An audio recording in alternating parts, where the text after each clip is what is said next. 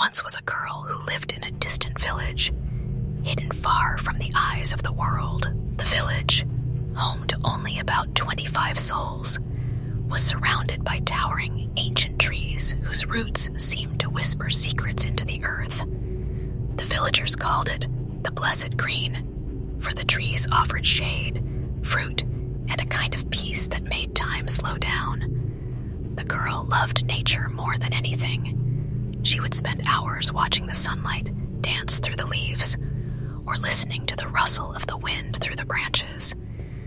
One evening, when the sky was painted in soft orange hues and the air smelled like damp soil, she went for a walk in the woods.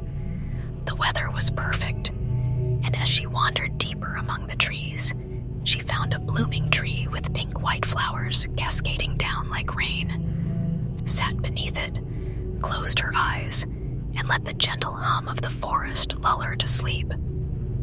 She opened her eyes again. It was midnight. It wasn't the cold or darkness that woke her.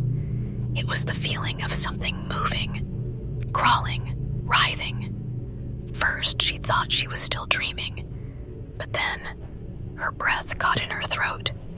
Of snakes, thick and thin, black and green, smooth and scaled, were slithering over her body, coiling around her arms, wrapping around her legs, sliding beneath her clothes.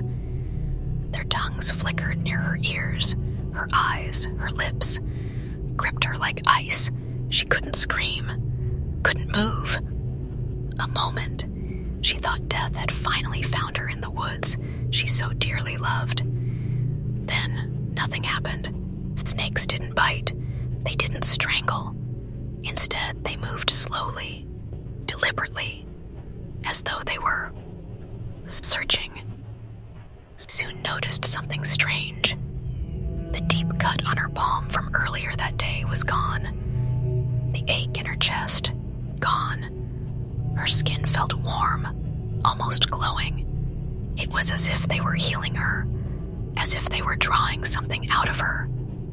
Remembered the village elder once whispering, "The forest watches, the forest decides." The snakes began to retreat, sliding off her body and into the... She sat up, gasping, trembling, but alive. Changed. She could feel it. The forest had done something to her, made her way back to the village as the first light of dawn crept into the sky. When she stepped into the village square, something was wrong. It was silent. Too silent. Home was open, doors swinging, no voices, no movement, not a single soul. She saw them in the village. Every man, woman, child lay scattered in their homes, their eyes wide open, mouths agape in horror, their bodies twisted unnaturally, as if something had drained the life from them in an instant. On every one of them, still and staring at her, dropped to her knees, the truth hitting her like a wave of cold death. Forest had healed her.